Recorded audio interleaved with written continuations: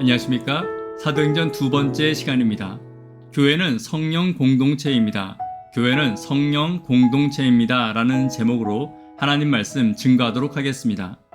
본문의 말씀 사도행전 1장 12절부터 26절의 말씀 가운데 14절부터 있는 말씀 함께 읽습니다.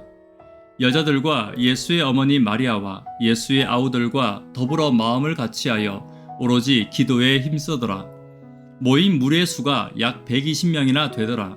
그때에 베드로가 그 형제들 가운데 일어서서 이르되, 형제들아, 성령이 다윗의 입을 통하여 예수 잡는 자들의 길잡이가 된 유다를 가리켜 미리 말씀하신 성경이 응하였으니 마땅하도다. 함께 찬미하도록 하겠습니다.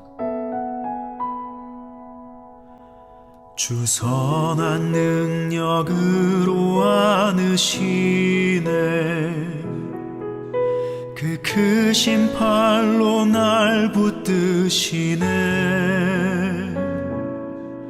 절망 속에도 흔들리지 않고 사랑하는 주 얼굴 구하리. 이전의 괴로움 날 애워싸고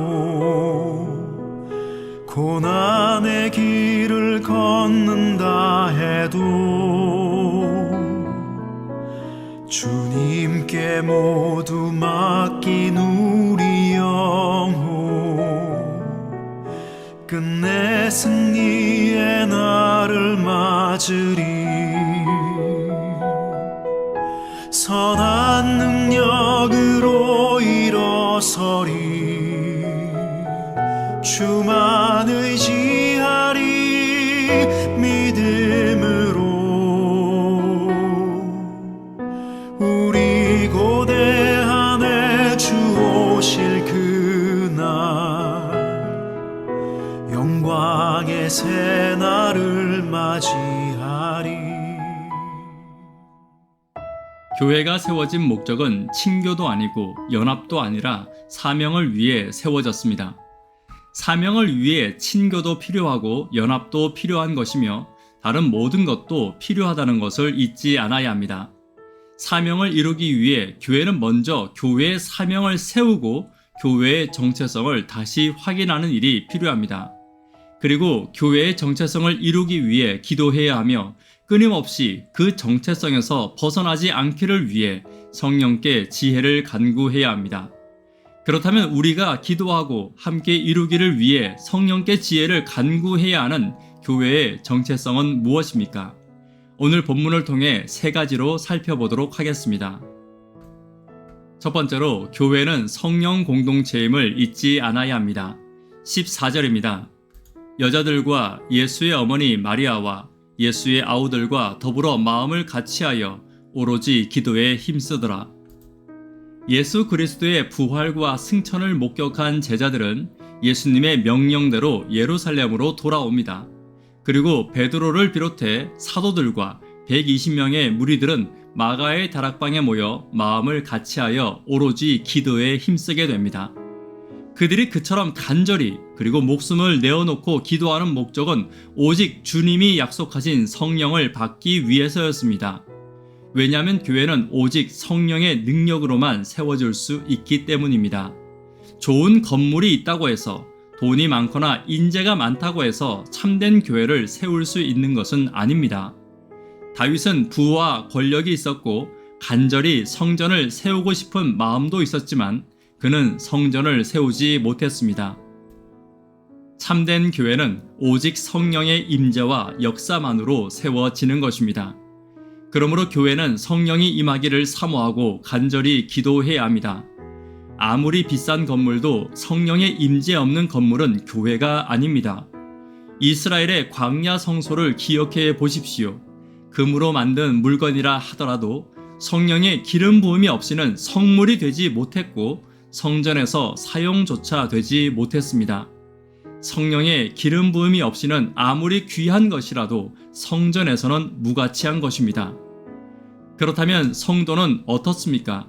마찬가지입니다.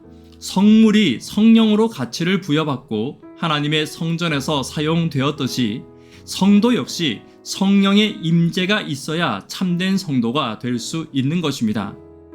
교회는 성령 공동체입니다. 내가 섬기는 교회 안에 그리고 먼저 내가 성령의 기름 부음 받기를 간절히 사모하고 기도하는 저와 여러분 되기를 간절히 바랍니다. 두 번째, 교회는 믿음의 공동체입니다. 16절 함께 읽습니다. 형제들아, 성령이 다윗의 입을 통하여 예수 잡는 자들의 길잡이가 된 유다를 가리켜 미리 말씀하신 성경이 응하였으니 마땅하도다. 마가의 다락방에 모인 무리가 성령을 기다릴 때 베드로가 일어서서 한 가지 제안을 합니다. 불의의 삭슬 받고 예수 잡는 자들의 길잡이가 된 유다의 직분을 성경에 이른 대로 다른 이가 취하도록 해야 한다는 것입니다. 유다가 사도로서의 영광스러운 직분과 구원의 축복을 뺏긴 이유는 그의 믿음을 잃어버렸기 때문입니다. 믿음을 잃어버린 유다는 그 영광스러운 직무를 빼앗기게 되었습니다. 교회는 믿음의 공동체이며 성도는 믿음을 가진 자들입니다.